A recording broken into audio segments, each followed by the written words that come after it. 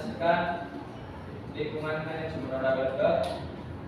Yang pertama, perkenalkan nama saya Jokowi Dari dengan NIM 621 142 1001. Dengan saya Dika Bagus Sekianto dengan NIM 621 421 002. Sini ada 4 poin, yaitu yang pertama yaitu 1 pengertian, yang kedua faktor lingkungan, yang ketiga jenis lingkungan olahraga, yang terakhir yaitu kesimpulan.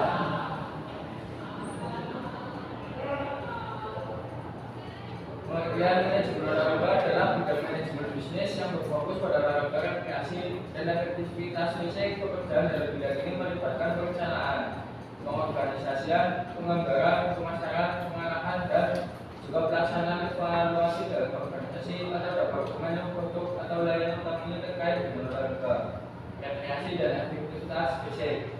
Sedangkan lingkungan olahraga adalah lingkungan yang mempengaruhi penampilan saat olahraga.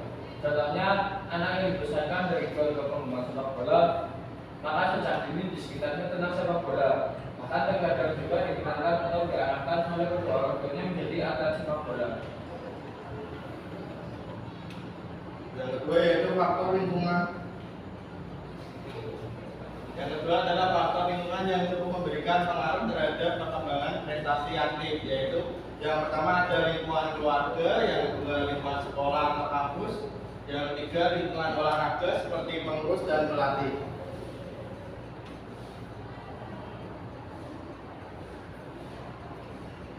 Yang ketiga ada jenis lingkungan olahraga.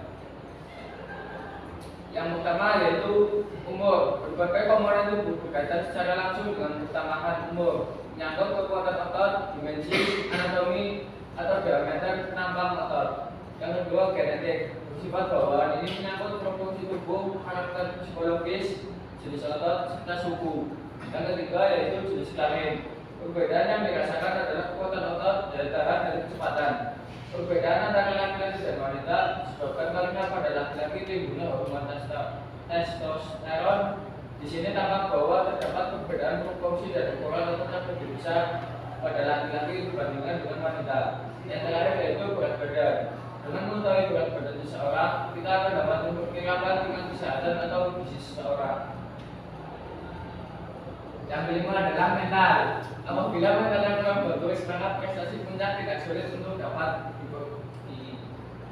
tercapai. Yang kedua yaitu lingkungan eksternal. Di antaranya yang pertama ada arah angin dan kecepatan angin. Berpengaruh terhadap penampilan apabila latihan dilakukan dalam ruangan terbuka, tetapi berbeda dengan ruangan tertutup.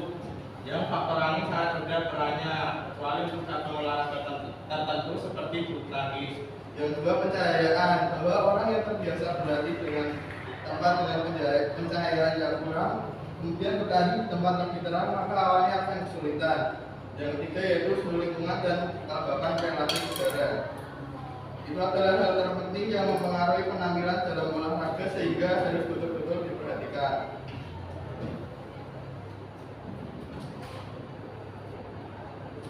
Apakah ada pertanyaan?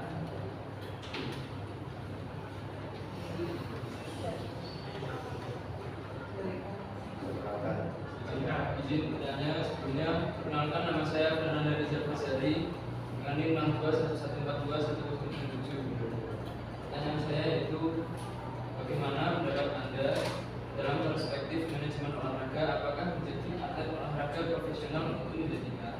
Terima kasih.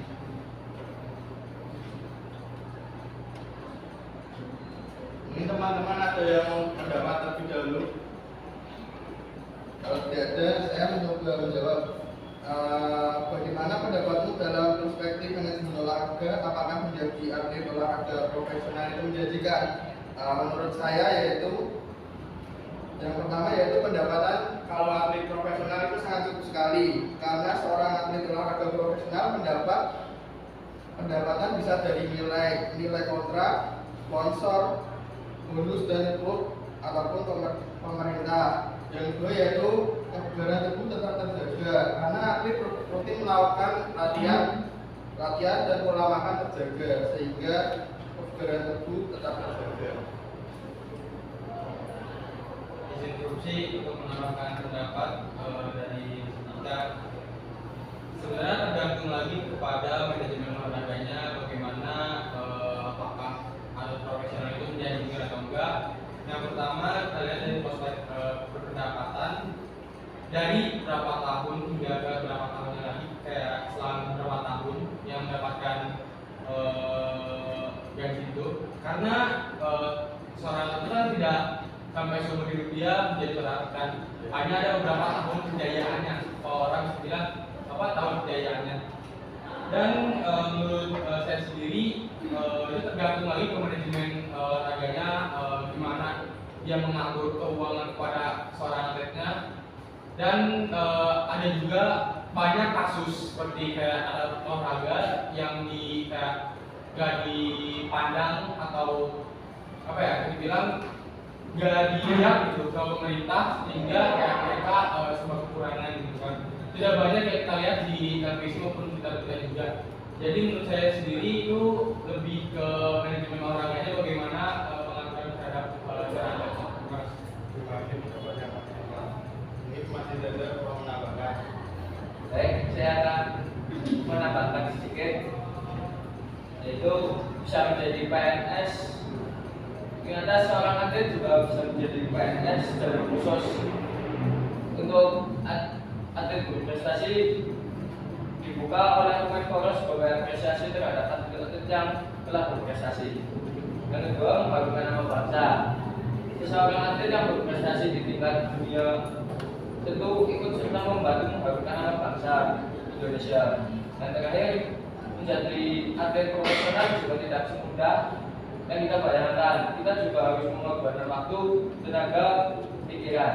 Sebaiknya juga kalau terjadinya insiden mungkin atau cedera akan mengeluarkan banyak biaya yang dikeluarkan.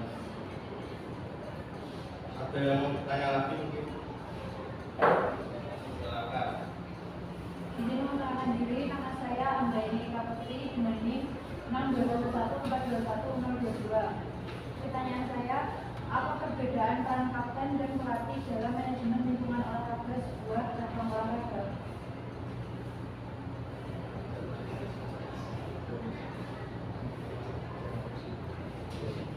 Baik, saya akan jawab pertanyaan dari Mbak Kiri. Kapten menjadi pemain penting yang mengatur atau mengendalikan emosi pemain dan menjadi penasehat pada saat di dalam lapangan. Bisa jadi juga protes kepada wasit, persoalan pelanggaran atau kurangnya kinerja wasit selama berada di lapangan. Pelatih juga bisa protes kepada wasit pada persoalan VAR, pelanggaran atau terjadinya gol dalam pertandingan, dan juga mempertimbangkan dan pelatih juga dapat menggantikan pemain yang melakukan kesalahan yang fatal. Saya menambahkan, kalau menurut saya kapten adalah seseorang pemain yang dipilih sebagai pemimpin lapangan. Kemudian seorang kapten yaitu seorang pemain yang lebih tua atau lebih berpengalaman, dan yang melatih bisa bertugas menyiapkan strategi, taktik, dan dukungan mental atau moral pada atlet atau pemain. Dan ada yang mau berpendapat mungkin? Kalau tidak, Ya, karena ini saya dapat analisa dan nomor ini 629425. Saya ingin menanggapi tentang kapten. Kapten tidak harus orang yang lebih tua dan berpengalaman, melainkan kapten dapat dipilih juga untuk seseorang yang memiliki jiwa kepemimpinan dan usianya lebih muda. terima kasih Mas Daniel. Kita lanjut saja ke pertanyaan terakhir. Silakan Mas Abdi. Perkenalkan, nama saya Ahmad Abdiansa, NIM 6211421012. Pertanyaannya adalah bagaimana gaya hidup sehat atlet dalam manajemen lingkungan olahraga?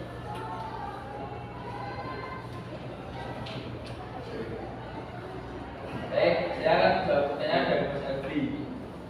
Yang pertama yaitu banyak minum air putih merupakan salah satu cara hidup yang sangat mudah, karena bisa mengeluarkan racun yang ada di dalam tubuh kita yang dikeluarkan melalui air seni.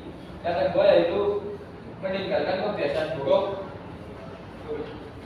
Karena yang pertama merokok dan minum minuman beralkohol dan akan mengakibatkan organ yang di dalam tubuh itu menjadi rusak. Yang ketiga, membiasakan hidup bersih. Tidak lupa juga untuk mencuci tangan yang rajin dan menambahkan sabun cuci tangan karena dalam beraktivitas sehari-hari pastinya kita telah memegang benda-benda yang tidak diketahui kebersihannya. Mungkin Mas Andika mau menambahkan. Bagaimana gaya hidup sehat seorang atlet dalam manajemen lingkungan olahraga? Kalau menurut saya yang pertama yaitu memenuhi kebutuhan asupan karbohidrat dan gizi bisa dikontrol oleh dokter gizi suatu manajemen olahraga. Kemudian yang kedua bisa berolahraga secara rutin atau latihan secara rutin. Kemudian yang ketiga istirahat yang cukup. Yang terakhir yaitu mengonsumsi suplemen nutrisi dan vitamin dan itu juga bisa dikontrol dokter gizi oleh manajemen olahraga. Apakah ada yang berpendapat mungkin? Jika tidak ada mungkin saya tunjuk.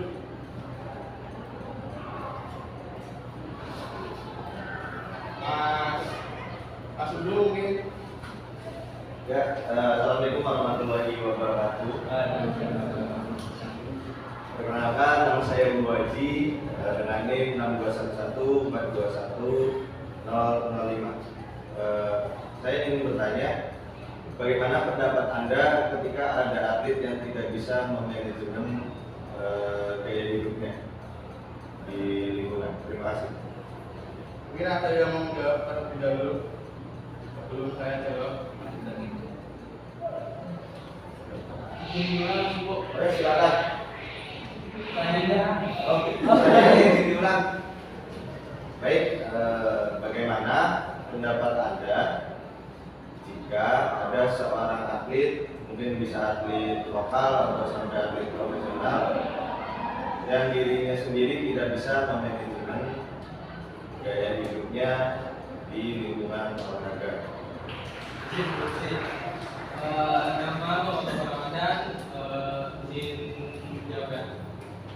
Menurut saya sendiri dalam suatu seperti kayak cara manajemen olahraga sudah pastinya ada kontrak antara pemain dan manajemen olahraga, di mana seperti isinya terdapat contoh-contoh seperti harus seorang atlet harus menjaga diri yang menjaga kesehatan mereka atau menjaga perilaku mereka dalam kehidupan sehari-hari atau dalam latihan.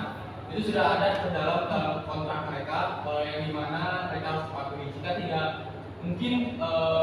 tidak mematuhi peraturan itu, terdapat beberapa expel surat peringatan dari manajemen, dan sebenarnya masalah itu tidak terlalu besar karena mereka bisa berkonsultasi ke manajemen olahraga juga bagaimana enaknya, gimana baiknya, seperti itu.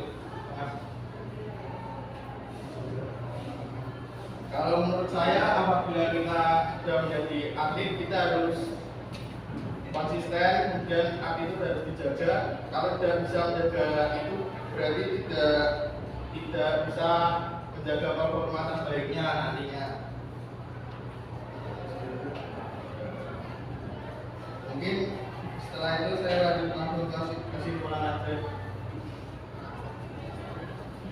Yang pertama yaitu lingkungan olahraga adalah segala sesuatu yang berada di sekitar tempat olahraga yang ikut serta mempengaruhi penampilan. Lingkungan olahraga terdiri dari lingkungan internal dan eksternal. Seperti yang dijelaskan tadi, lingkungan internal adalah komponen yang mempengaruhi penampilan olahraga yang berasal dari dalam tubuh atlet. Di antaranya adalah umur, jenis kelamin, berat badan, tinggi badan, genetik, soma atau tipe, kebugaran fisik, teknik, dan mental. Kemudian pada lingkungan eksternal adalah pengaruh yang berasal dari luar tubuh atlet. Seperti contohnya lingkungan fisik, kimia, biologi, faktor peralatan, pakaian, lapangan, dan waktu. Mengingat pentingnya faktor lingkungan, maka lingkungan olahraga perlu diperhatikan dengan sungguh-sungguh agar mendapatkan penampilan yang diinginkan. Terima kasih. Sekian presentasi dari kelompok kami. Wabillahi taufiq wal hidayah. Assalamualaikum warahmatullahi wabarakatuh. Waalaikumsalam warahmatullahi wabarakatuh.